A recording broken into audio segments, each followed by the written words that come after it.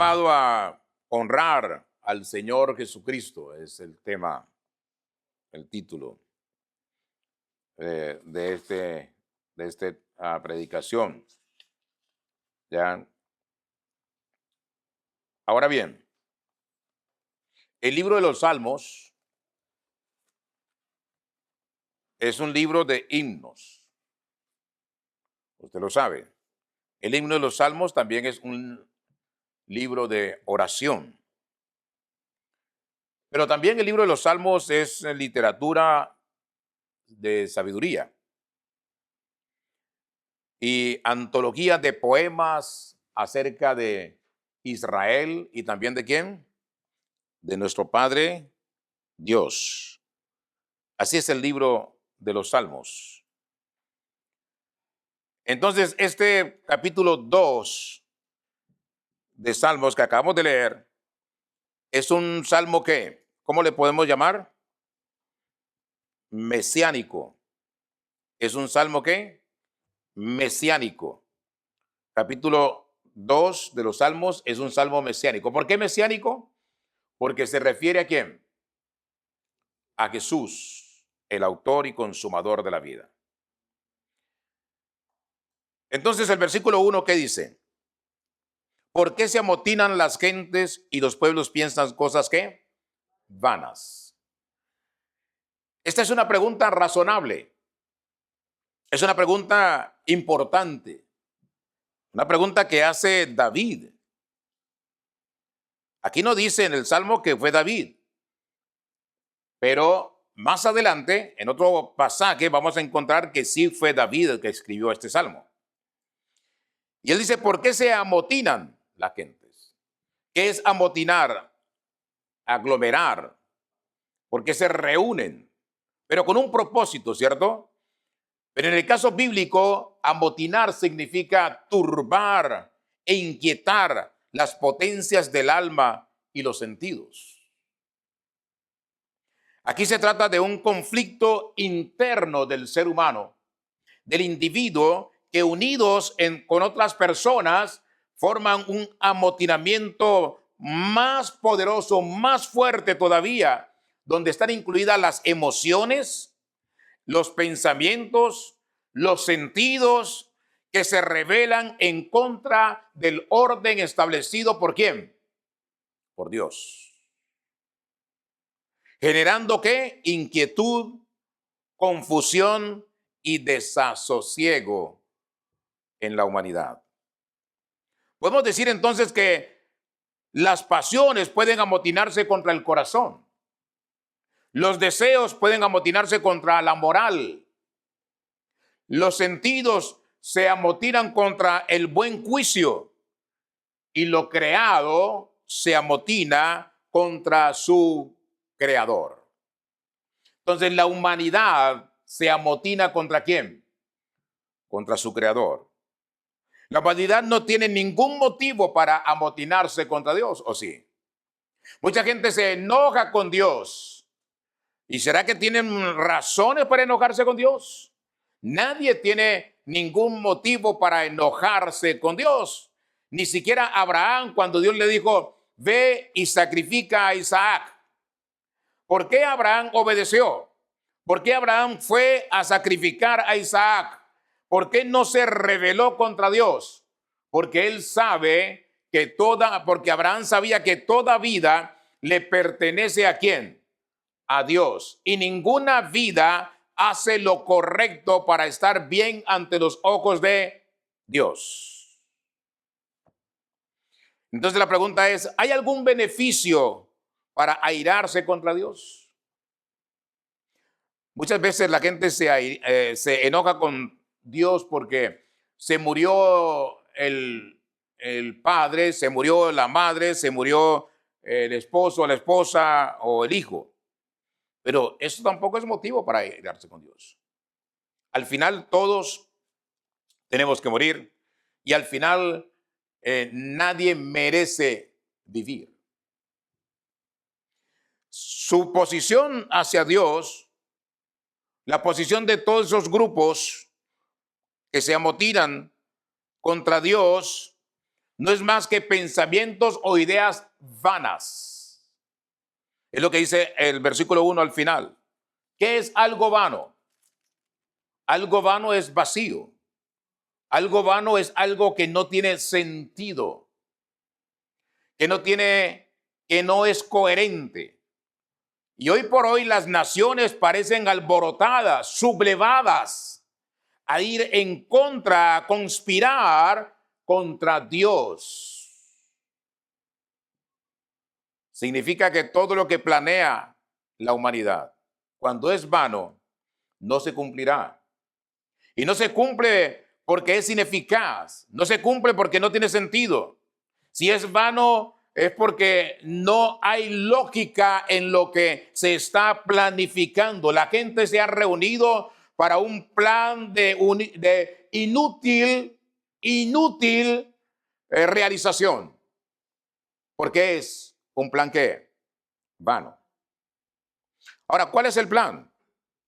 Igual Salmo 2 dice, se levantarán quienes, los reyes de la tierra, y príncipes consultarán unidos.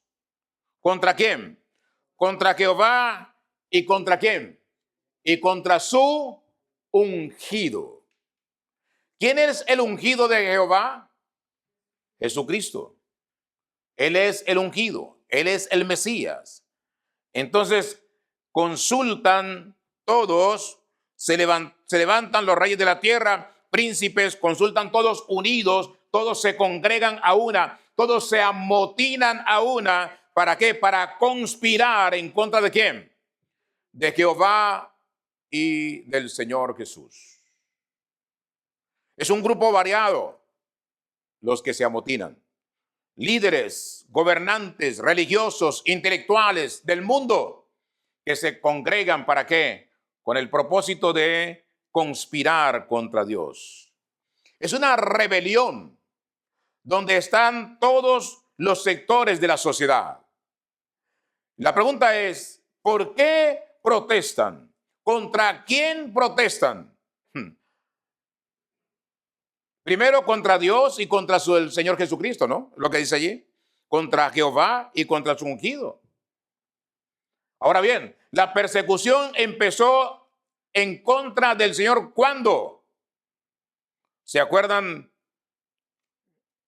que Jesús fue perseguido? Jesús fue acosado.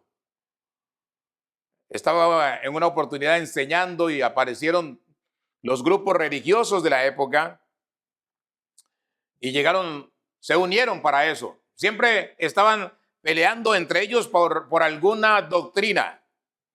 Fariseos y saduceos, por ejemplo, los saduceos no creían en la resurrección y los fariseos sí creían en la resurrección. Entonces, ellos peleaban. Pero esta vez se unieron para ir a preguntarle algo a Jesús con el propósito de hacerlo caer y meter en problemas con el gobierno. Entonces se unieron los fariseos, los saduceos y los herodianos a hacerle una pregunta. ¿Es lícito pagar impuestos al César o no? Evidentemente Jesús los puso en su sitio, ¿no? De una manera poderosa. Pero también el ataque se unen ¿para qué? Para ir en contra de quién? De la iglesia.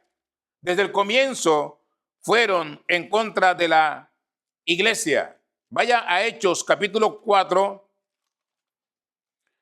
versículo 23. Hechos 4, 23. Mire esta maravilla de pasaje. De Pedro y Juan.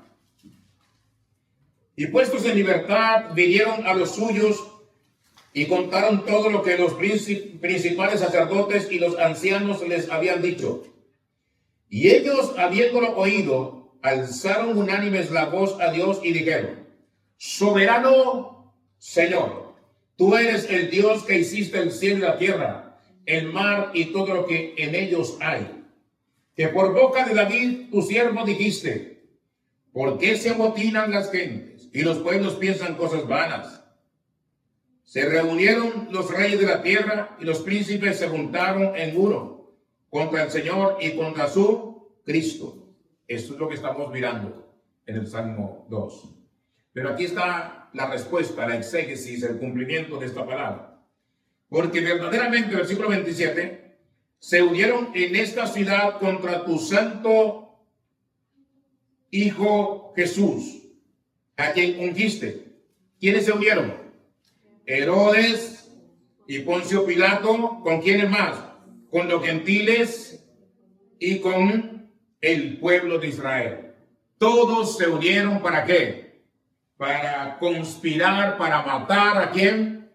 A Jesús. Es lo que está diciendo. Para hacer, versículo 28, cuanto tu mano y tu consejo habían antes determinado que sucediera. ¿Recuerdan ustedes a Saulo de Tarso? Más adelante, ahí en Hechos 6, capítulo 9, versículo del 1 al 6.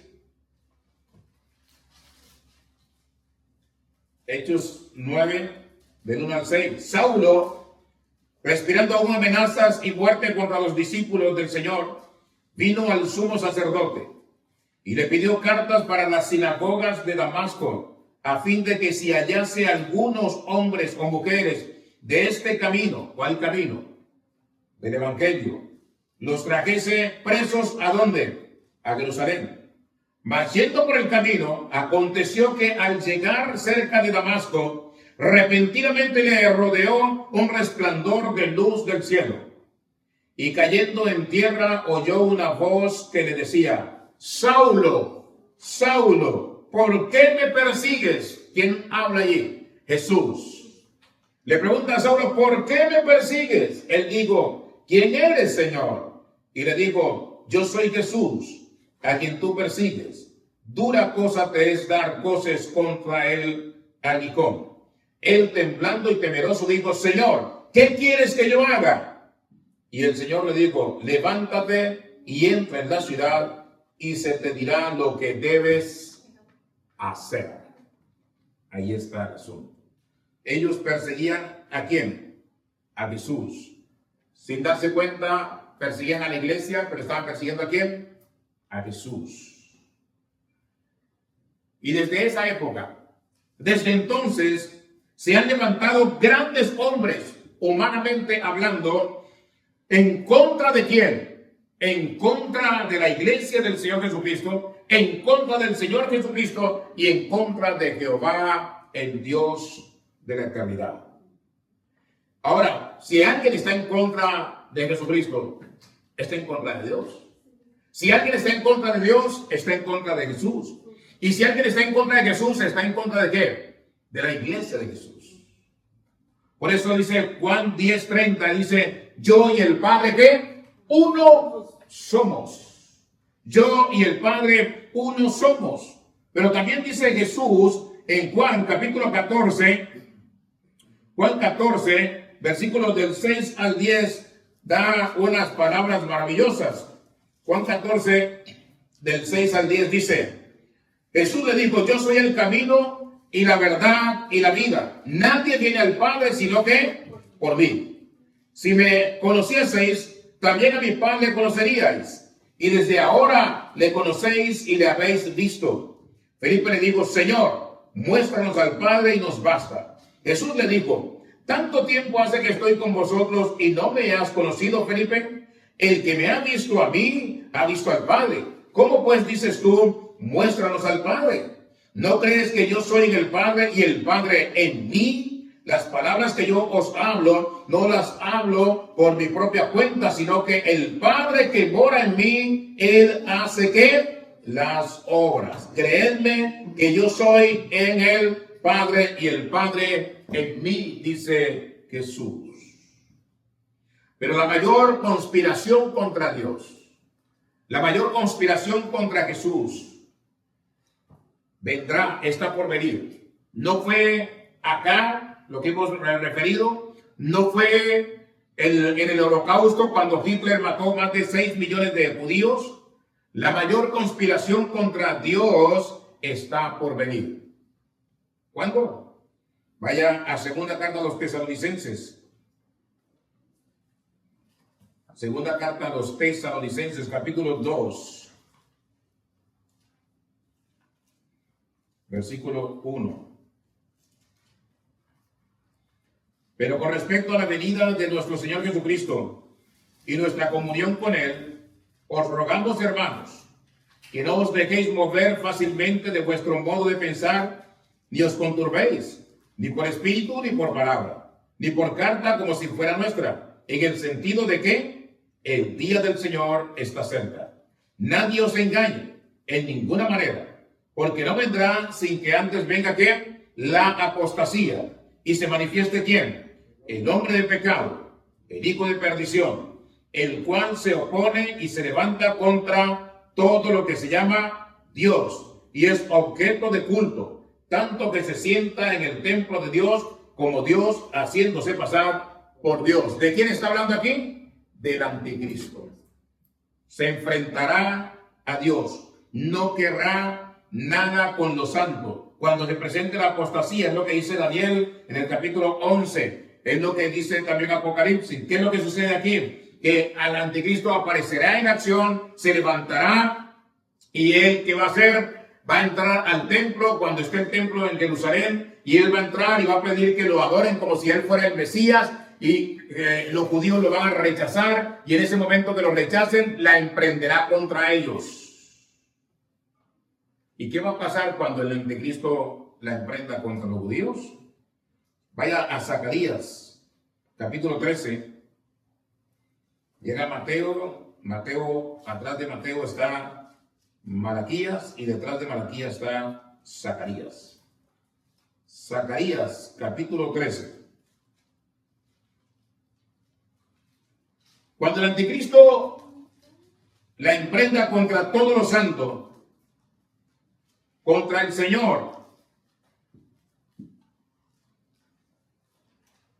él va a matar a los judíos.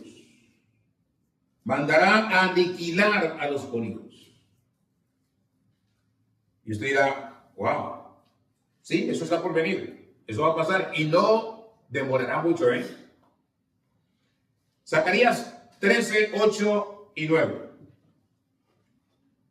Capítulo 13, versículo 8 y 9.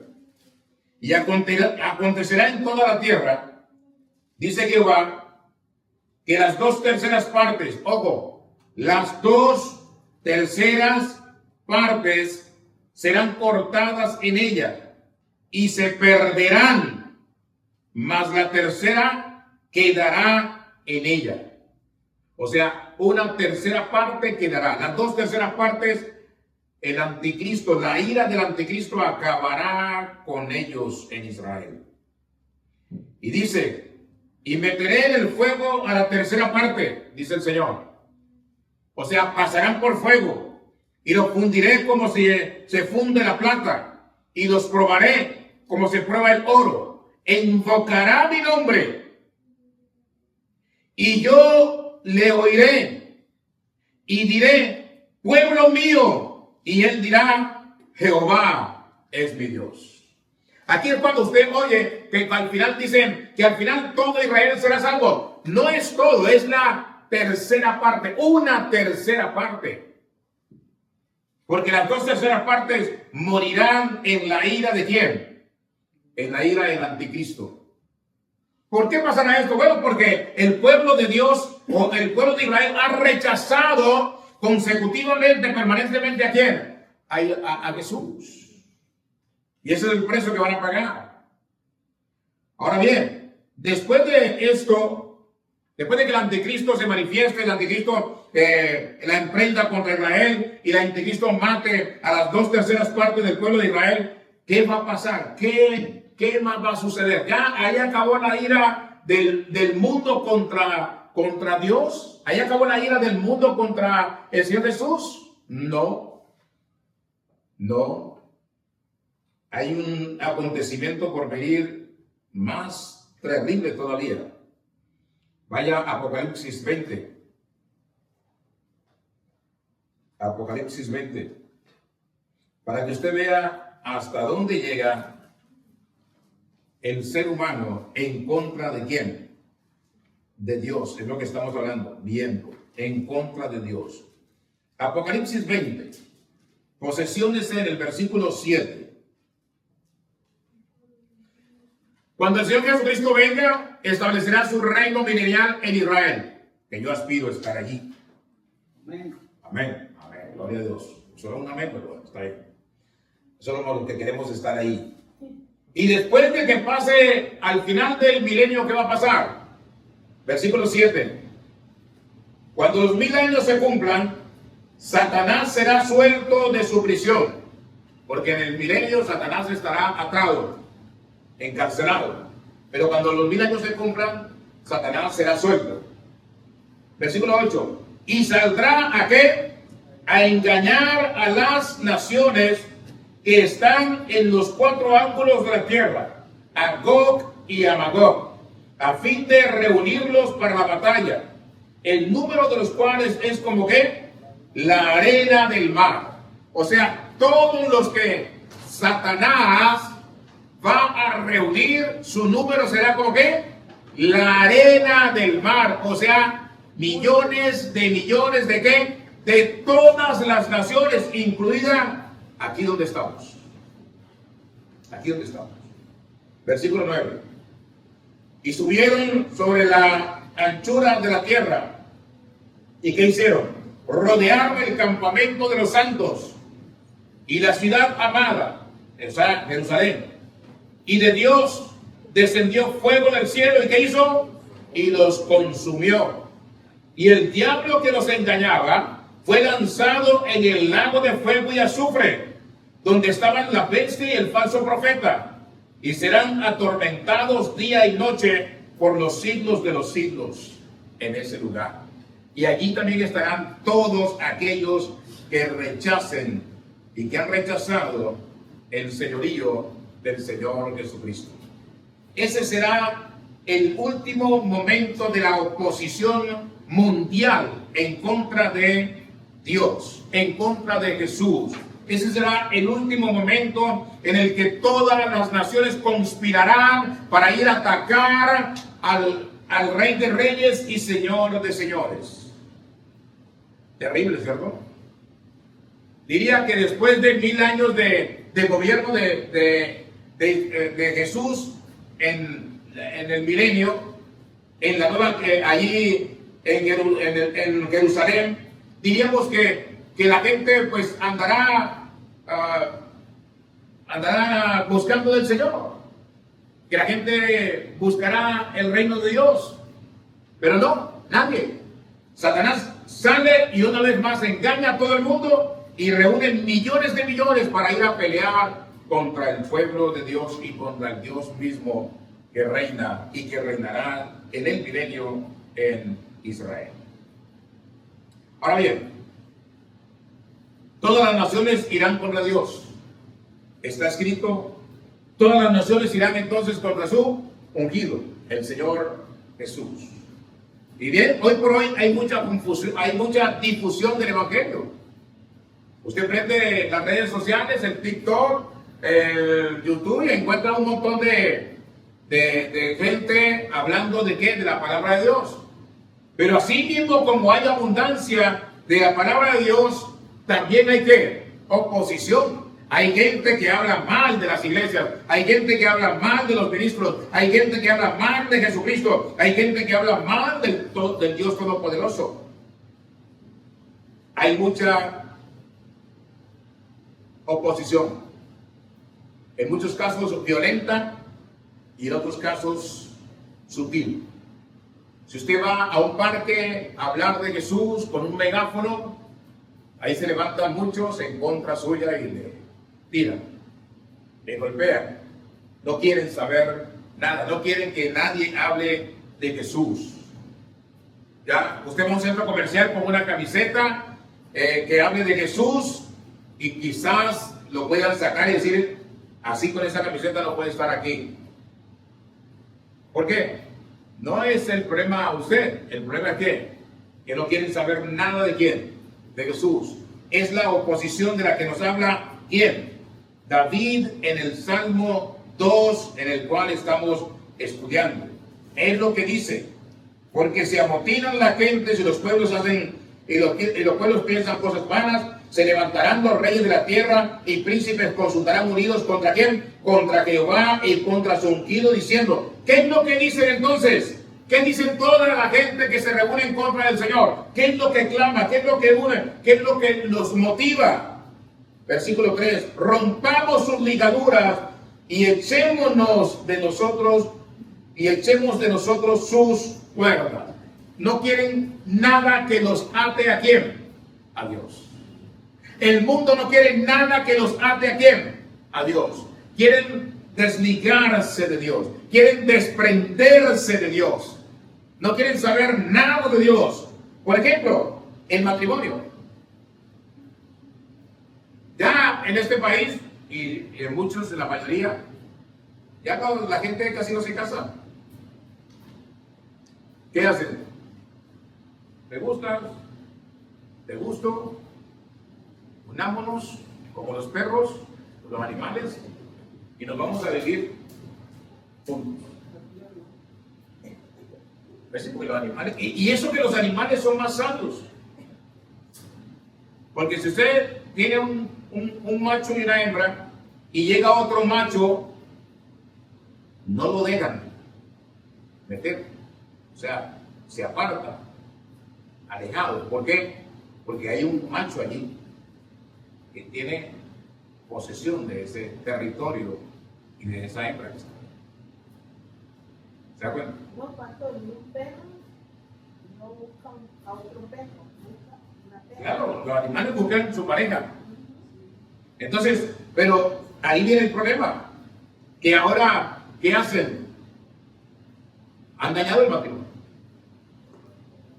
No importa si te gusta un hombre o una mujer, si eres hombre, y si eres mujer, una mujer, si eres hombre, un hombre, y tú te puedes casar. Están atentando ¿contra quién? Contra la institución creada por Dios, contra la familia. Sea cristiano o no, Dios ha establecido para el bienestar de la humanidad el matrimonio. Es una institución creada ¿por quién? Por Dios. Pero las personas se están liberando del matrimonio y lo han prostituido a tal punto que pueden hacer lo que quieran y a cualquier cosa le llaman matrimonio. O sea, hay personas que se casan con un holograma, que hacen un robot y se casan con el robot. Ahí está el problema. ¿Se da cuenta? Ya han prostituido el matrimonio, han prostituido la familia. La familia está creada por un hombre y una mujer que procrean hijos y esa es la familia que Dios ha creado. Pero el hombre que ha hecho la ha prostituido. Hoy las personas, además de eso, quieren evadir el carácter permanente de la relación matrimonial. Quieren evadir el carácter del matrimonio, las responsabilidades que conlleva el matrimonio. Quieren evadirlo. No quieren estar subyugados a lo que Dios ha creado. Después dice: rompamos sus ligaduras y echemos de nosotros sus cuerdas. También podemos mirar los 10 mandamientos. ¿Para qué creó Dios los 10 mandamientos?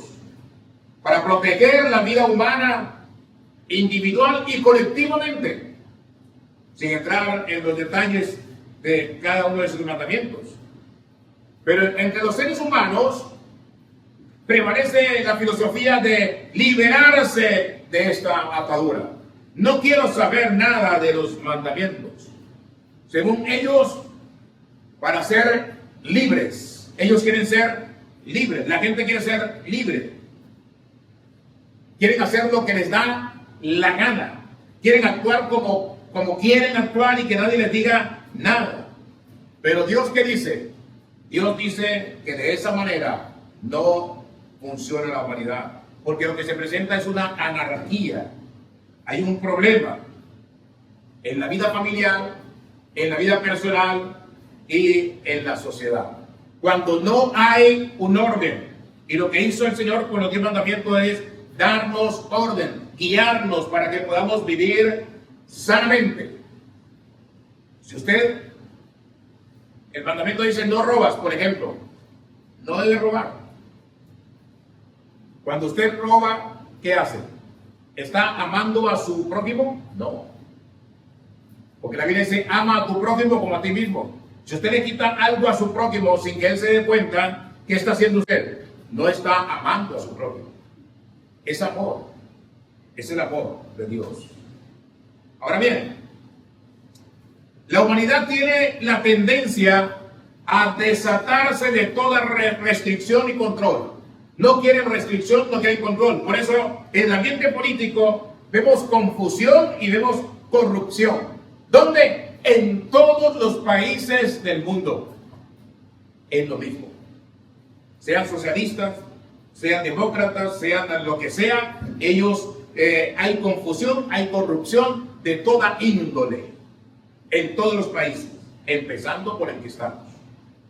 En lo espiritual vemos intransigencia e indiferencia. La gente no quiere saber nada de qué, de la palabra de Dios. No quiere saber nada de Dios, no quiere saber nada de Jesús, no quiere saber nada de un Dios todopoderoso y que tenemos que rendirnos ante Él. No quiere saber nada. Y en lo social, ¿qué encontramos en lo social? ¿Qué es lo que más le gusta a usted? A las hermanas sobre todo. Las compras. El consumismo. Consumismo insaciable. Consumismo total, pleno. Que nos lleva a las tiendas, a acabar con la tienda, a llevarse todo lo que hay allí, si es posible. ¿Y eso qué conduce? Bueno, nos conduce a un mal manejo de nuestro capital. Y la gente quiere vivir bien, el mundo quiere vivir bien, con facilidades, al menor esfuerzo. Nadie se quiere esforzar para vivir bien. Todos quieren que las cosas caigan, lleguen fácilmente, como la gente de nuestros países, ¿no? La gente de nuestros países, quizás lo que le haya pasado, ellos creen que aquí usted simplemente se levanta por la mañana, abre la puerta y ahí ya encontró una vasija llena de billetes o un cheque que está listo para que usted le mande a ellos sin problema. Ellos no se imaginan que usted tiene que pelear aquí fuertemente, trabajando duro para ganar, para poder subsistir y para poder ayudarles en algo cuando se pueda. Porque todos creen que no, a la hora que llamen hay que hay que matarlos, ya. Al instante, ya. Si fuera posible por teléfono te puedo mandar. Así no funciona. La sociedad de la abundancia es la que hoy en día vive la gente, vivimos. Ellos quieren tener las cosas disfrutando todo al menor esfuerzo. Ahora, eso de por sí ya es preocupante. Eso de por sí es un gran problema. Porque ante este panorama, ¿qué hace Dios? Ante esta situación, ¿qué hace Dios? Cuando vemos que el mundo se asocia, se integra para ir en contra de Dios, como pasó en la Torre de Babel, ¿se acuerdan? Se unieron todos. Vamos allá donde está Dios. ¿Y Dios qué miró? Ah, sí, ahí está. Ahí viene. Ya se unieron. Hay que hacer algo. ¿Qué hizo? Los confundió. Ahí nacieron los idiomas. Un grupo hablaba un idioma, otro grupo hablaba otro idioma. Entonces tuvieron que esparcir porque ya por grupitos pequeños ya no se entendían con todos. Entonces tuvieron que irse los italianos que hablaban italiano para un lado, los que hablaban español para otro lado, los que hablaban inglés para otro lado, los que hablaban francés para otro lado, y así ahí nacieron los idiomas. Ahora, ¿qué dice Dios ante este panorama? Versículo 4 del Salmo 2. El que mora en los cielos, ¿qué? Se reirá, y el Señor se burlará de ellos. Ahora, la risa de Dios no es una risa de humor, porque este tema no tiene nada de divertido. No es nada divertido. Entonces, ¿qué es el ser humano ante Dios? Esa es la pregunta. ¿Qué es el ser humano ante Dios? Nada. Somos como un copo de nieve en la mano que se derrite y desaparece. El hombre es una miniatura que desafía al Dios omnipotente. No tenemos nada para pelear en contra de Dios. No tenemos ningún poder para pelear en contra de Dios. Todo aquel que ha desafiado a Dios, la historia lo ha arrinconado al olvido, a un rincón, y ha muerto sin pena y sin gloria. Y Dios sigue sentado en su trono y Jesús sigue siendo el Hijo eterno de Dios. El versículo 5 dice, luego hablará a ellos en su furor. ¿Quién? Dios. Y los turbará con su ira, así como turbó a todos aquellos que se levantaron a crear la torre de Babel para llegar a la presencia de Dios. Aquí el salmista se refiere al juicio que vendrá sobre la tierra, juicios que habrá sobre la tierra. Y Dios se está moviendo hacia el cumplimiento y al propósito que tiene al final de los tiempos. Por eso cuando pasan cosas y todas las cosas que están pasando hoy, oremos al Señor y digámosle al Señor que, Señor, hágase tu voluntad, hágase conforme al propósito tuyo. Porque no podemos orar en contra del propósito de Dios, sino para que haga el Señor su santa y perfecta voluntad. Dios tiene un propósito doble en el mundo. ¿Y cuál es el propósito doble que Dios tiene en el mundo? Un propósito celestial y un propósito terrenal. Dios está llamando de este mundo a un pueblo que invoque su nombre. Miren lo que dice Hebreos capítulo 2, versículo 10. Hebreos 2:10.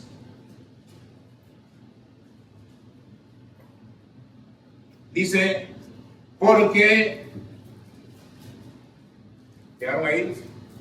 Porque convenía a aquel por cuya causa son todas las cosas, y por quien todas las cosas subsisten, que habiendo de llevar muchos hijos a la gloria, perfeccionase por aflicciones al autor de la salvación de ellos. Wow.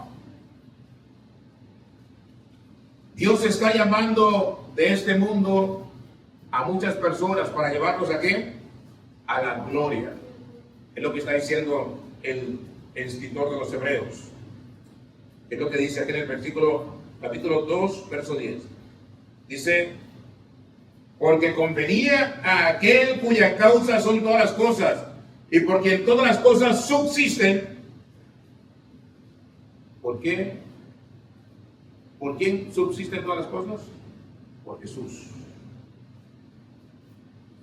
Que habiendo de llevar muchos hijos, ¿a qué? A la gloria. A la gloria. Perfeccionarse por aflicciones. ¿Quién fue el afligido? Jesús. Al autor de la salvación de ellos. ¿Para qué vino el Señor a afligirse? ¿Para qué vino el Señor a morir en la cruz del Calvario? ¿Para qué vino el Señor a ser perseguido? ¿Para qué vino el Señor a ser vituperado? ¿Por qué dejó el Señor su gloria, su presencia en el reino de los cielos y vino a esta tierra a caminar con los pecadores, a hablar con los pecadores, a comer con los pecadores? Y aunque no cometió pecado, fue crucificado como el más vil de los pecadores. ¿Para qué vino? Para llevar mucha gente ¿a qué? A la gloria. ¿Quiere que le dé una buena noticia a usted? Usted está en el camino de la gloria de Dios. Usted está en camino de la gloria de Dios.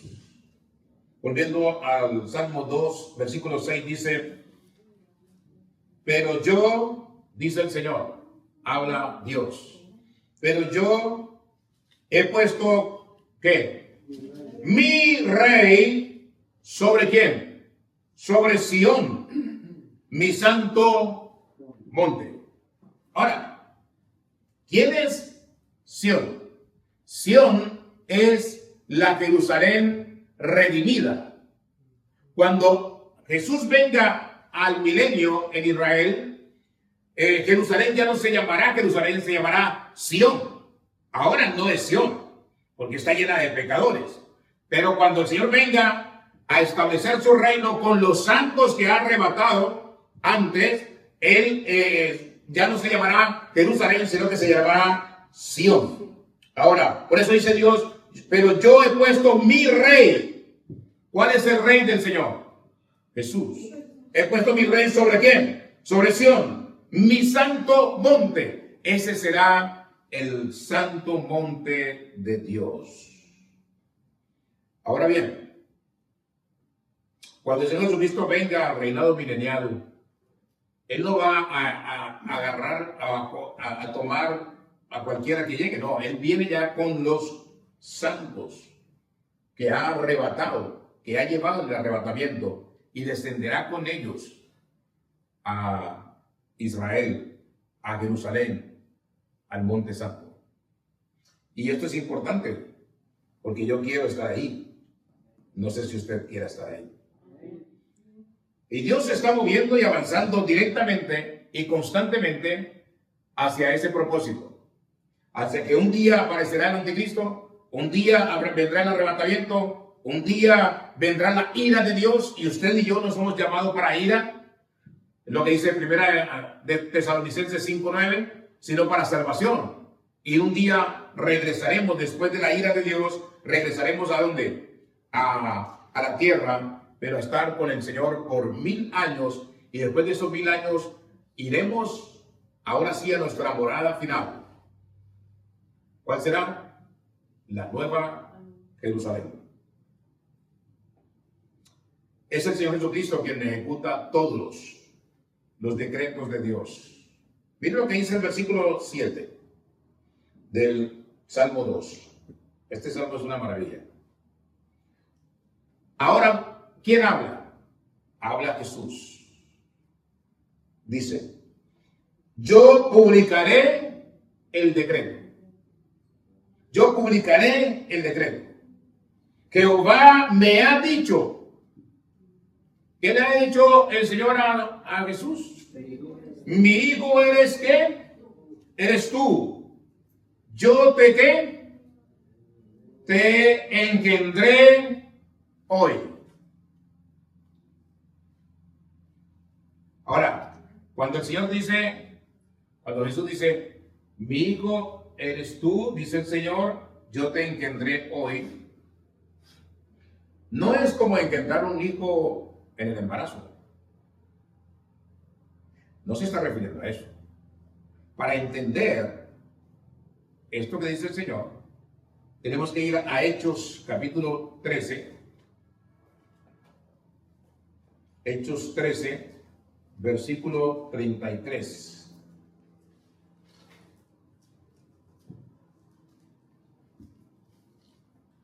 Veamos 32 y 33. ¿Qué dice el Señor ahí? Y nosotros también os anunciamos el evangelio de aquella promesa hecha a nuestros padres. Versículo 33. La cual Dios ha cumplido a los hijos de ellos, a nosotros, resucitando ¿a quién? A Jesús, como está escrito también en el Salmo 2. Mi hijo eres tú, yo te he engendrado hoy. Ahora bien, váyase a Hebreos 1:5.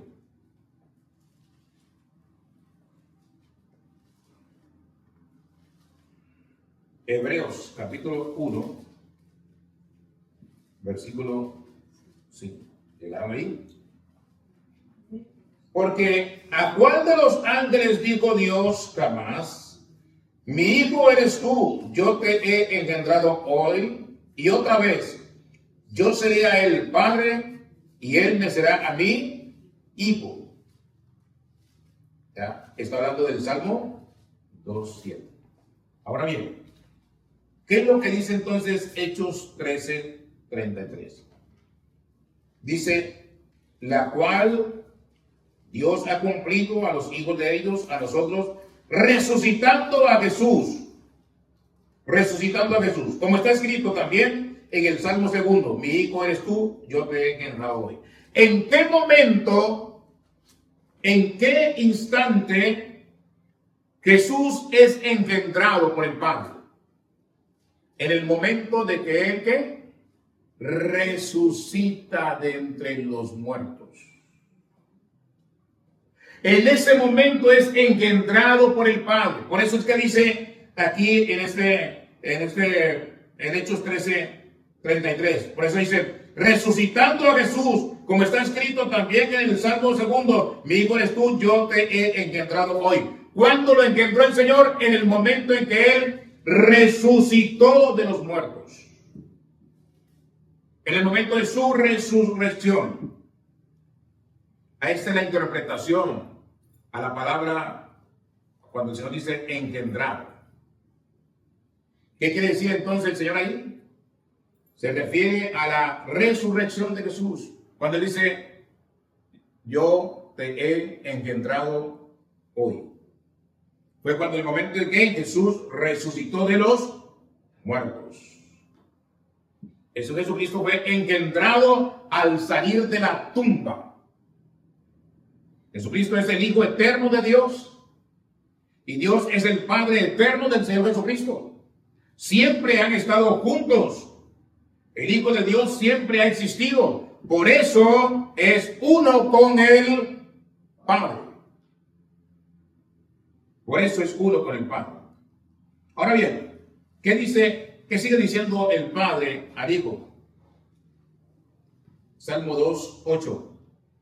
Dice el Padre al Hijo, pídeme y te daré por herencia las naciones y como posesión tuya los confines de la tierra. El universo será sostenido por un hombre con manos que tienen la señal de los clavos. Él tiene la autoridad en el cielo, ¿dónde? En la tierra. Él reinará sin oposición en la tierra y en la Nueva Jerusalén, en la eternidad. Ese es Jesús. Cuando Él dice, pídeme y te daré por herencia las naciones y como posesión tuya los confines de la tierra, porque todo ha sido creado ¿por quién? Por Él, Jesús, ¿y para quién? Para Él, para Jesús. Si usted va a Apocalipsis 5, se encuentra que cuando Juan ve el trono de Dios, ve a uno sentado en el trono, que es Dios, con un libro en su mano.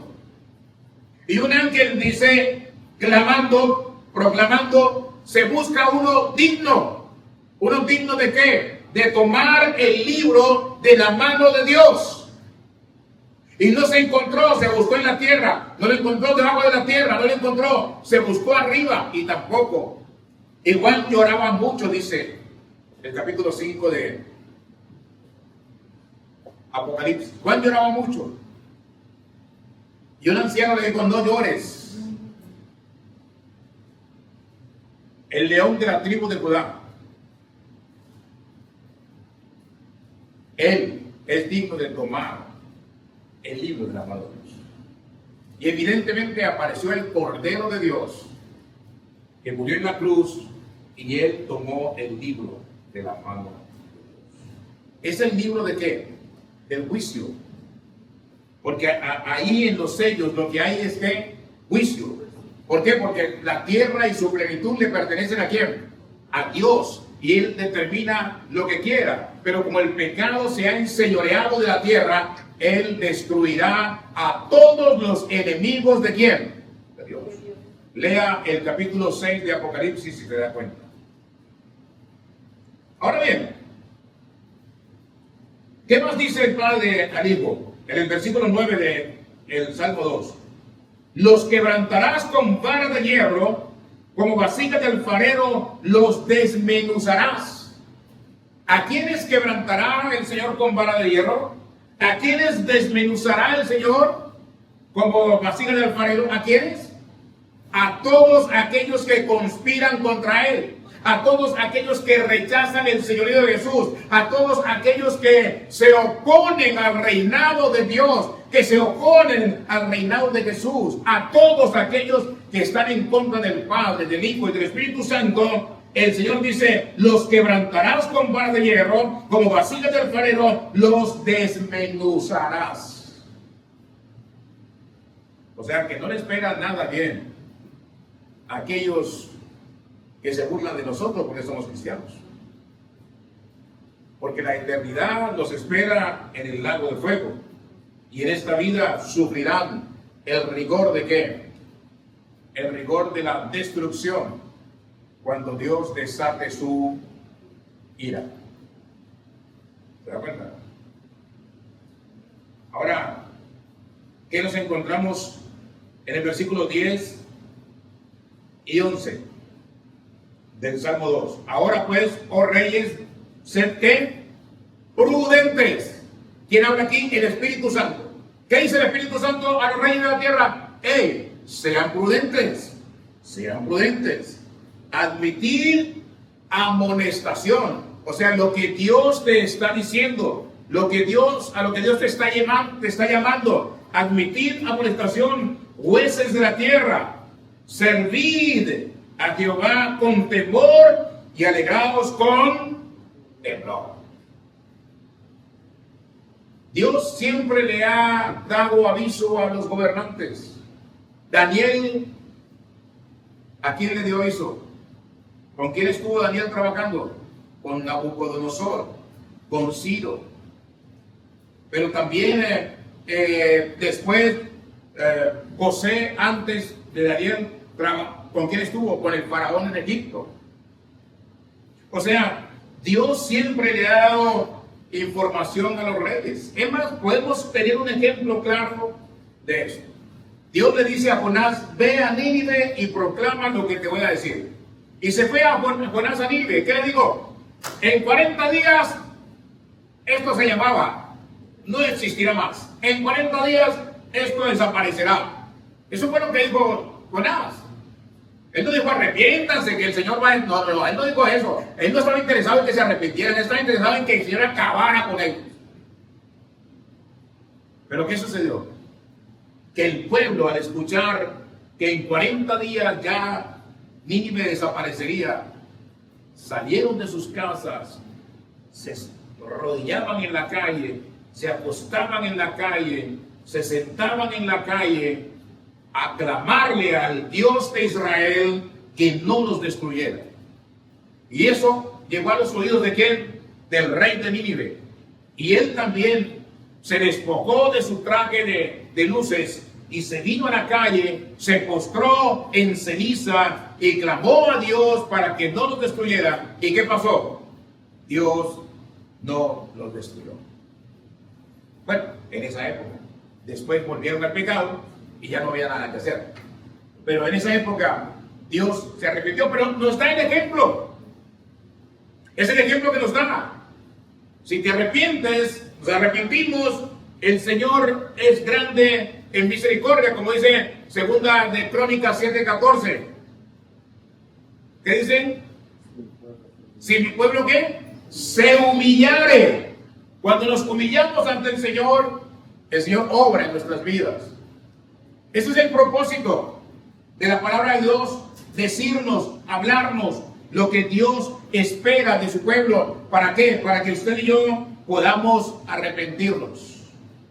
Volviendo al Salmo 2, miremos el último versículo, versículo 12. ¿Qué es lo que debemos hacer? ¿A qué nos llama el Señor? Honrad al Hijo, para que no se enoje y perezcáis en el camino, pues se inflama de pronto ¿qué? Su ira. Bienaventurados todos los que en Él confían. Bendecidos todos los que confían en ¿quién? En Jesús, el Hijo de Dios. Porque dice: honrad ¿a quién? Al Hijo. ¿A quién? A Jesús. Quizás esta era la forma de decir en el Antiguo Testamento: cree en el Señor Jesucristo y serás salvo tú. Y esto es lo que el Espíritu Santo está diciendo hoy. ¿A qué le dice la humanidad? Hoy el Espíritu Santo. Cree en el Señor Jesucristo antes que sea ¿qué? Demasiado tarde. Se lo dice a las naciones, se lo dice a los pueblos, se lo dice a los reyes, se lo dice a los grandes empresarios, se lo dice a las grandes artistas, se lo dice a todo el mundo, al que tiene y al que no tiene, a todos los sectores de la sociedad. Se los dice el Señor y lo sigue diciendo: cree en el Señor Jesucristo y serás salvo. Es lo que Él dice. Y además dice: todos los que confían en Él son ¿qué? Bienaventurados. ¿Qué es bienaventurado? Doblemente ¿qué? Bendecidos. Ahora, un día cercano vendrá el Señor. Vendrá. En su reino milenial vendrá en la segunda venida y aplastará toda rebeldía y reinará con paz y con armonía. Cuando Él venga a reinar, no habrá oposición de ninguna índole. Ahora, ¿cómo podemos resumir entonces todo esto que hemos compartido?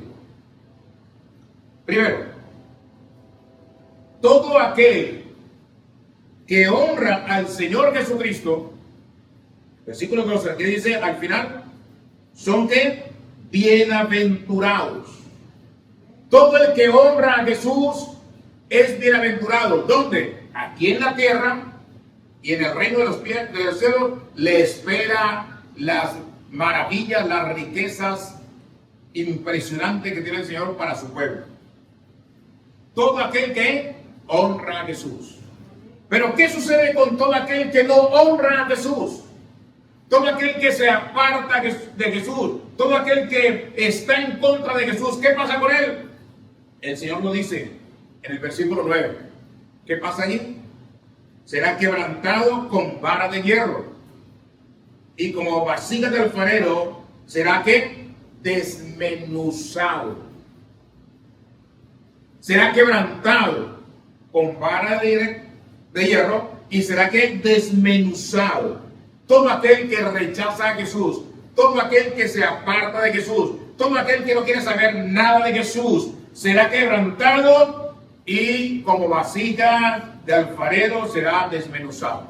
O sea que, en otras palabras, cada persona tiene en sus manos el poder de elegir. ¿Qué elige? ¿O elijo ser bendecido por Dios? ¿O elijo ser quebrantado y desmenuzado por Dios? Cada quien lo puede hacer. Cada quien tiene el poder en sus manos de serlo. Usted decide: ¿elijo ser bendecido por Dios o elijo ser quebrantado y desmenuzado por Dios? Aquí en la tierra empieza todo. Aquí en la tierra empieza todo. Usted está hoy en el camino de la bendición. ¿Por qué? Porque está escuchando la palabra de Dios, que le está hablando con claridad y como debe ser, a lo que nos ha llamado el Señor. A predicar su palabra con claridad, no a decirle: usted es un campeón y usted va a ganar mucho dinero. No. Las bendiciones, yo creo en la prosperidad. Además, el Mateo 6:33 es un versículo de prosperidad. Va a buscar primeramente el reino de Dios y su justicia, y todo lo demás viene por añadidura. Pero lo primero que tienes que hacer para ser próspero es que busca el reino de Dios. Honra a Jesús y serás bendecido. Si no honras a Jesús, serás ¿qué? Serás quebrantado y serás morido. ¿Por qué? Por el pecado. Pónganse sobre los pies y vamos a orar.